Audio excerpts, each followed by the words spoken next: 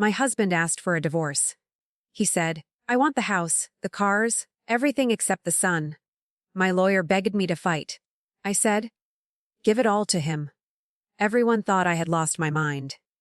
At the final hearing, I signed everything over. He did not know I had already won. He smiled until his lawyer turned pale when his eyes hit the bottom of the page. The courtroom air felt cold. Vincent adjusted his expensive watch and winked at his mistress. The silence in the chamber was heavy and thick. Vincent leaned back with a predator's grace. He believed he had stripped me down to nothing but a suitcase and a child. My attorney, Nina, kept her head down. She looked like she was mourning a lost battle. I gripped my pen and watched the light dance across the polished mahogany table.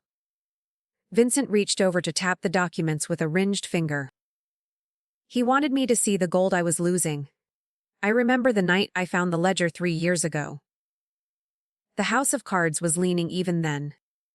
Vincent spent his evenings at high-stakes tables while I reconciled the business accounts. He thought I was just filing papers. In reality, I was tracing every offshore transfer and every maxed-out credit line. He had mortgaged our lives to the hilt. Every luxury he flaunted was built on borrowed time. He never noticed me taking photos of the debt. The trap was set. The judge adjusted her glasses and stared at me. She asked if I understood the gravity of my surrender. I nodded slowly. My voice did not tremble when I confirmed the agreement. I saw my mother-in-law smirk from the gallery. She had already helped Vincent's mistress pack my belongings into black garbage bags. They saw a broken woman. I saw a man shackled to nearly $2 million in immediate debt liabilities. Vincent signed his name with a flourish. He thought he was finally free of me. His lawyer, Whitfield, suddenly gasped. The color drained from his face as he read the liability addendum. Vincent, had just legally assumed sole responsibility for every lien and mortgage attached to the assets. The business was a hollow shell of debt. The house was underwater by $300,000. Whitfield tried to whisper, but the panic in his eyes was too loud. Vincent's smile began to falter. He looked at me, searching for the fear that should have been there. The gavel hit the wood with a final, echoing crack. It was done. Vincent was now the proud owner of a financial avalanche. He had asked for everything, and I had been happy to oblige. I stood up and smoothed my navy dress. My son was waiting for me in the hallway, safe and secure. Vincent reached out to grab the papers, his hands finally shaking.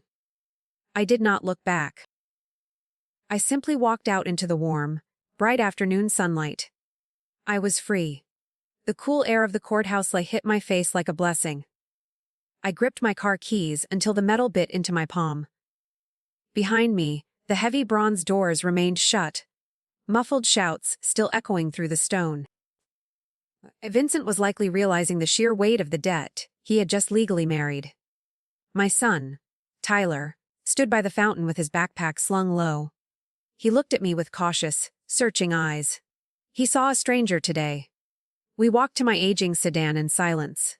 My objective was simple: reach the small apartment before the reality of the morning caught up to us. I checked the rearview mirror as we pulled away from the curb. No one followed us.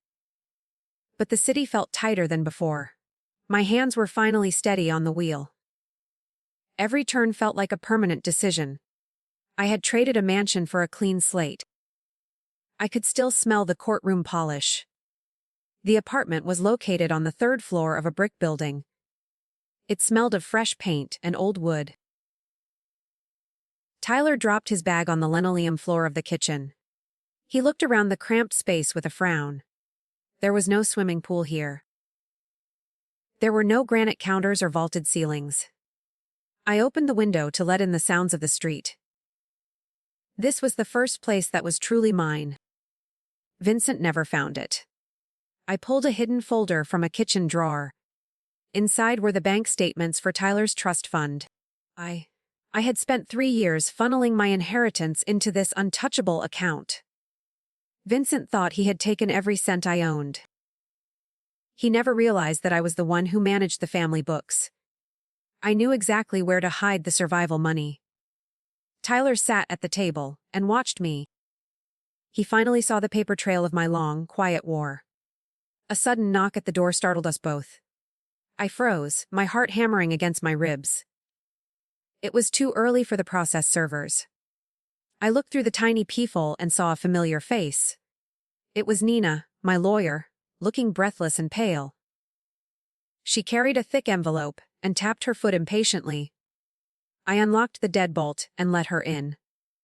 Her eyes scanned the small room with professional pity. She looked like she had seen a ghost. "He is trying to freeze your personal accounts," Nina whispered. She dropped the envelope on the table. Vincent had already filed an emergency injunction, claiming financial fraud. He was desperate to claw back any bit of value left in the wreckage. The primary obstacle had shifted from a divorce to a total legal assault. He wanted to bleed me dry out of spite. My clean break was already becoming a battleground. Nina looked worried. I simply poured 2 glasses of water. I opened the envelope and found a single photograph inside. It showed Vincent standing next to a black car I did not recognize. The date on the image was only 2 days old. He had purchased a new asset using the company line of credit after the hearing began. This violated the court order he had just signed. He was digging his own grave even faster than I had planned.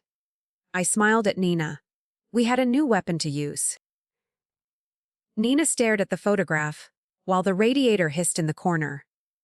Vincent's arrogance was finally working against him in real time.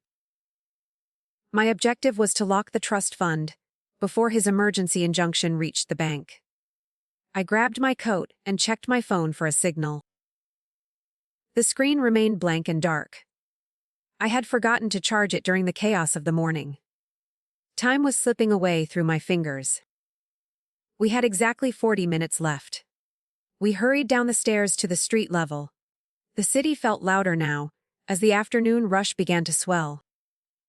I could see Nina's hands trembling as she fumbled for her car keys. She was a great strategist but a nervous soldier. The primary obstacle was the gridlock traffic blocking the path to the downtown branch. Every red light felt like a personal attack. I watched the clock on the dashboard. 19 minutes had already vanished. The car crawled forward an inch at a time. I looked at the pedestrians and wondered how many were hiding secrets like mine. Suddenly, my dead phone buzzed with a final gasp of power. A single notification appeared before the screen went black again. It was an alert from the joint business account I still monitored. Someone was withdrawing cash at an alarming rate. It was not Vincent. The location of the ATM was right across the street. I jumped out of the car without a word to Nina. The cold air bit at my lungs as I sprinted across the pavement. I saw a familiar figure standing by the glowing machine. It was Diane, the woman who had been my best friend for 20 years. She held a stack of bills and a familiar silver card. She was using the emergency company credit I thought was canceled.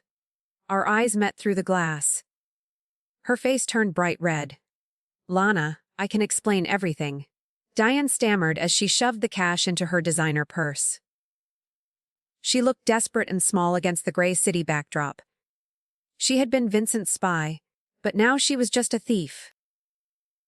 I realized she was trying to flee before the bankruptcy hit the news. The power balance shifted as I held out my hand for the card. She handed it over without a fight. She knew I had her. I reached the bank entrance with seconds to spare. The heavy glass doors were being locked by a tall security guard. I pushed through and demanded to see the manager immediately. My heart was a drum in my chest. We needed to move the trust assets into a private vault. The manager looked at the paperwork and then back at me. He seemed confused by the urgency.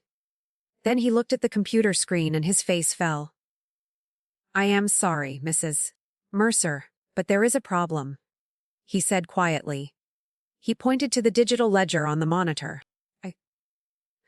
A significant portion of the trust had been flagged for an internal audit an hour ago. Someone had tipped off the bank about the source of the inheritance funds. It was an anonymous report filed by a firm I did not recognize. I looked at Nina, who avoided my gaze. The fluorescent lights of the bank lobby hummed like a warning. Nina stood frozen near the velvet ropes. My objective was clear. I had to prove the trust was clean before the audit froze my son's future forever. The manager tapped a rhythm on his desk, while the computer screen blinked. My hands felt cold against the marble counter. I looked at Nina and saw the guilt etched in her tight posture. She was keeping something from me. "Who filed the report?" I asked. My voice was a low blade. The manager hesitated and looked at his phone. He mentioned a name I did not expect to hear. It was not Vincent or his lawyer. The report came from a small firm owned by my own brother, Marcus. He had been silent for months while I struggled. Now he was reaching for a piece of the inheritance. The betrayal felt sharper than any divorce paper could manage. Nina finally stepped forward and placed a hand on my arm. She confessed that Marcus had approached her weeks ago. He claimed our grandmother's will was signed under duress. This was the primary obstacle. It was a legal wedge designed to stall the transfer of funds. If the money stayed flagged, Vincent's injunction would eventually catch it. Marcus was playing a dangerous game. He had been promised a cut of the seized assets by Vincent's associates if he could stall me. I pulled a small leather diary from my purse. It was my grandmother's personal log from her final months. I had kept it hidden for years as a quiet memento. Inside were clear, handwritten entries about her wishes for Tyler.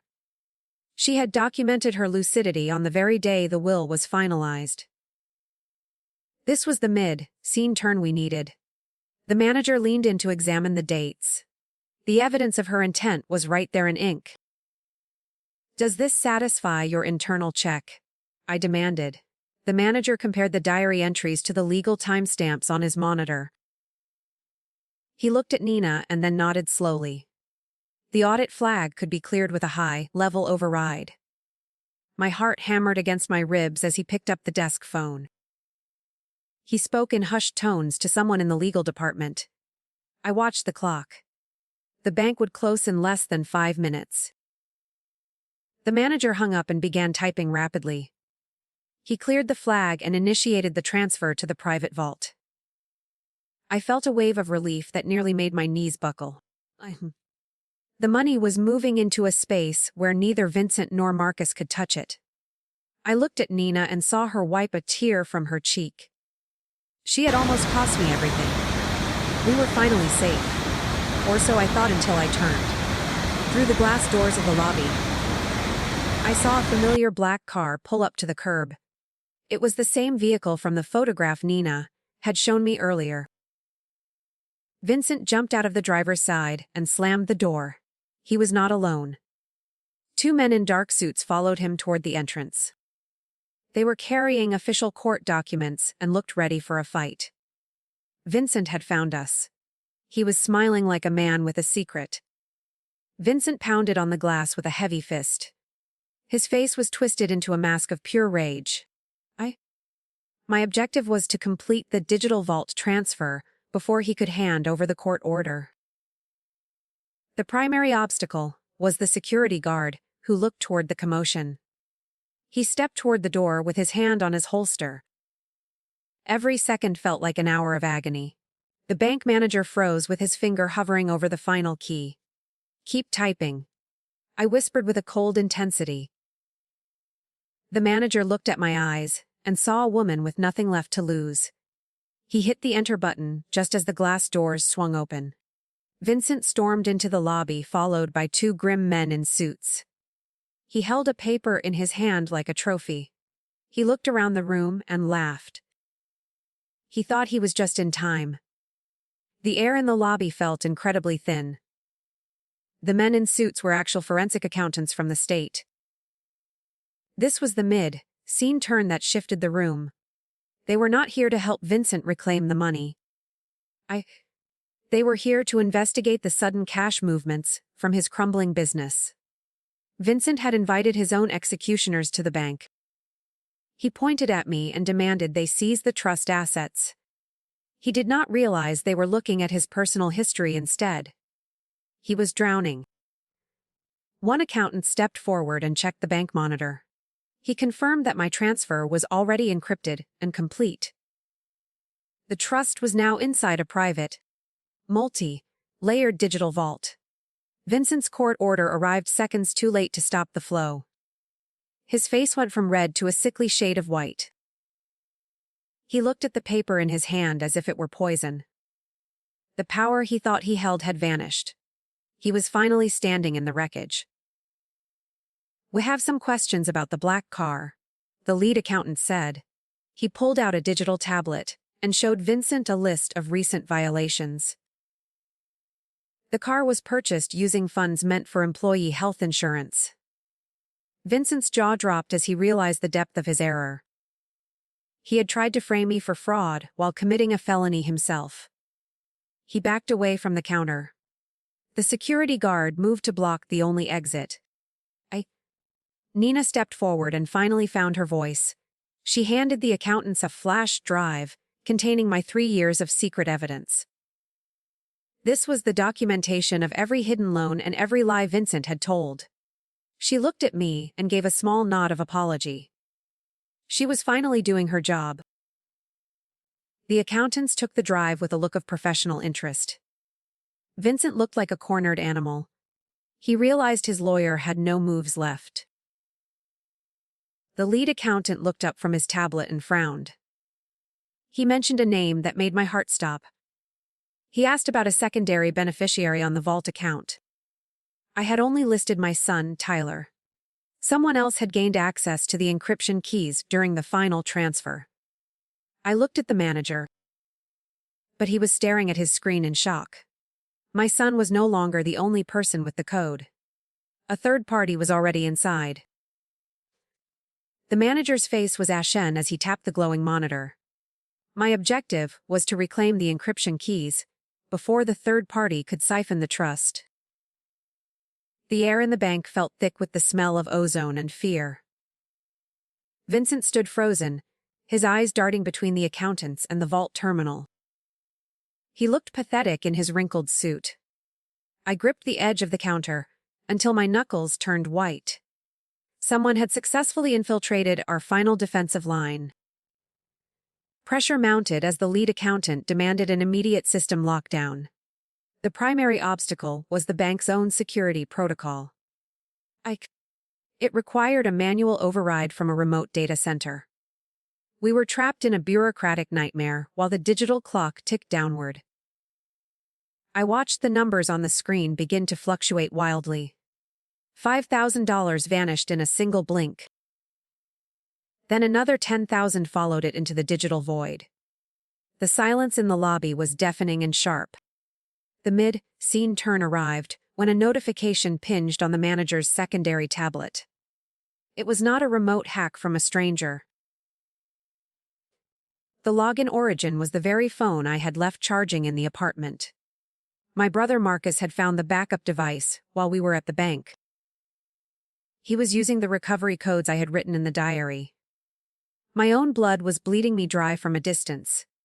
The power balance shifted toward a family ghost. Marcus was greedy. Vincent saw the screen and let out a guttural, jagged laugh. He realized that if I lost the money, his own failure mattered less. It was a race to the bottom between two broken men. I snatched the tablet from the manager's trembling hands. I had to outmaneuver my brother using the secondary authentication protocols. My fingers flew across the glass interface. I needed to trigger a security wipe. It was a scorched earth tactic that would freeze everything. It worked. The screen turned a deep, solid red as the vault locked. No more money could leave. But no one could access it either. Marcus was cut off, yet the funds were now in legal limbo. The accountants looked at me, with a mixture of respect and deep suspicion. They needed to know why my family was fighting for a dead woman's gold. Vincent took a step toward me, his hand raised. The security guard intercepted him with a heavy shove. "You have nothing left to give," I said. My voice was cold and hollow like a winter bell. Vincent slumped against the marble pillar, his arrogance finally extinguished. The forensic team began recording the transaction logs for their investigation. They were tracing the ghost of every dollar Vincent had ever touched. The primary conflict was evolving into a criminal matter for the state. My objective had shifted toward survival in a world of red tape. The room felt incredibly small. A new detail emerged as the accountant scrutinized the final login attempt. Marcus had not been working alone during the breach. He was using a sophisticated masking software provided by a silent partner. The trail led back to a shell company I recognized from the business ledger. It was the same entity Vincent used for his gambling debts. My husband and my brother had formed a secret alliance months ago to drain the estate. They were two sides of the same counterfeit coin. I felt sick. I looked at Nina, who was frantically typing on her laptop. She found the link between the two men in the public record. Words they had shared a legal representative in a previous civil case. The betrayal was deeper than a simple bank heist. It was a coordinated plan to ensure I left with nothing. Every move I made had been anticipated by the men I once trusted. The walls were closing in on my quiet victory. I needed a new plan. The manager cleared his throat and pointed at the vault status. A secondary timer had been triggered by the failed breach. In precisely 60 minutes, the entire trust would be liquidated into the state's unclaimed property fund. We had 1 hour to prove the funds were entirely separate from the business. This was the new complication that threatened to destroy Tyler's future. The legal weight of the divorce was crushing us. We had to find the original deed. I remembered the old safe deposit box in the basement level. My grandmother had kept the physical titles there for 50 years. If I could reach them, the accountants would have to release the freeze. I grabbed Nina's arm and headed for the stairs. Vincent watched us go with a hollow, empty stare. He knew his part in the game was over. I reached the heavy steel door of the vault room. The clerk asked for my key. I realized I had left it. I felt the blood drain from my face. My objective was to retrieve the original deeds before the liquidation timer hit 0. The primary obstacle was the missing key to box number 400. I checked my pockets with frantic hands, but the fabric was empty. Nina stood behind me, her eyes darting toward the security cameras. The air in the vault basement was cold and smelled of damp iron.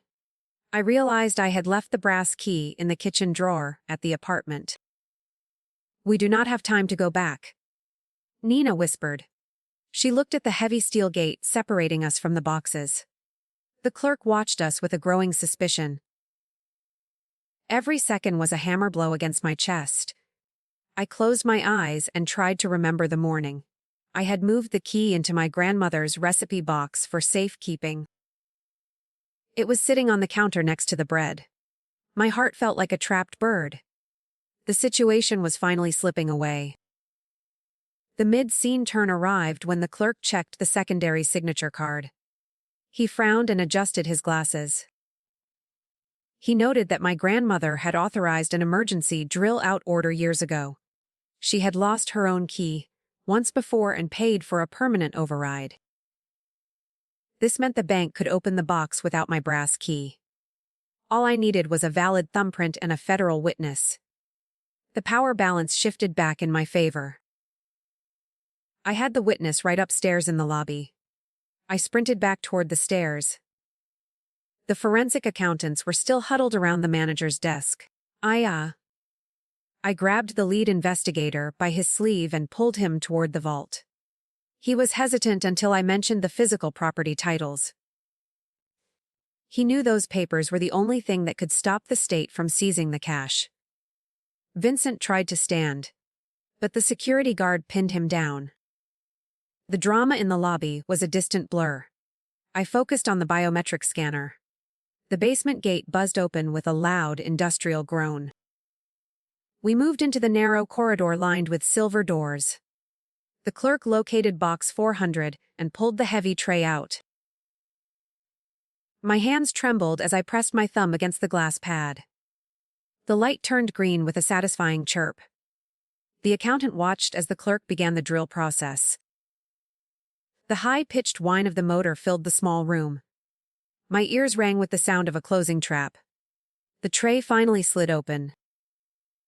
Inside lay a stack of yellowed papers tied with a blue ribbon. These were the original deeds and the hand-written letters of intent. I pulled the blue ribbon loose and spread the documents on the table. The accountant scrutinized the embossed seals and the old signatures. He nodded slowly as he verified the dates. This was the proof that the money was an untainted gift. I felt a surge of relief that made me dizzy. We were winning. The accountant pulled out a satellite phone to call the state treasury. He needed to cancel the liquidation order before the timer expired. We watched the red clock on the wall. Only 8 minutes remained. The signal in the basement was weak and flickering. He moved toward the door, searching for a clearer connection. Nina gripped my arm until it hurt. We stood in the silent vault waiting for the word of life. The static on the line was agonizing. "It is done?" the accountant said. He walked back into the room and closed his phone.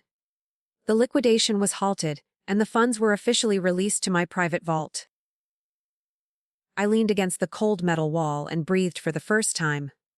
The long war for my son's future was finally over. The papers were the shield that Vincent could never break. I gathered the deeds and held them to my chest. They were more valuable than the gold. I was finally free. We walked out of the vault and back toward the main lobby. Vincent was gone, escorted out by the police for his recent financial crimes. The room felt quiet and oddly hollow now. Nina checked her watch and gave me a tired smile. We had survived the fire together. I looked at the manager's desk and saw my brother Marcus standing there. He was flanked by a lawyer I did not recognize. Despite the failed digital breach, he looked smug as he held a yellowed paper. "You forgot about the secondary lien," Marcus said. He tapped a legal document that looked ancient and official. He claimed our father had borrowed against the estate 30 years ago. If the lien was valid, it would take priority over the trust transfer. The battle was not over. It was merely changing shape again. I looked at the paper and saw a signature that looked like a forgery. Marcus was not going away without one final, dirty fight. My hands tightened. Marcus held the document like a shield. My objective was to expose the forgery before he could stall the release again. The primary obstacle was the official, looking notary seal at the bottom. Nina stepped forward, her eyes narrowing as she scrutinized the ink. Marcus smirked, leaning against the marble counter with a confidence he had not earned. The bank lobby grew silent as the manager took the paper. I felt the weight of my father's ghost in the room. He was still causing trouble. The forensic accountant took the document and pulled a jeweler's loupe from his pocket. He leaned into the light, ignoring Marcus's protests about legal authority. This was the turn that changed the air. The loupe revealed that the paper was a high-grade synthetic blend, not the wood pulp used 30 years ago. It was a modern fabrication. Marcus's face went pale as the expert pointed to a digital artifact in the signature. He had used a laser printer to recreate a ghost. "This is a federal crime," the accountant said. His voice was flat and final.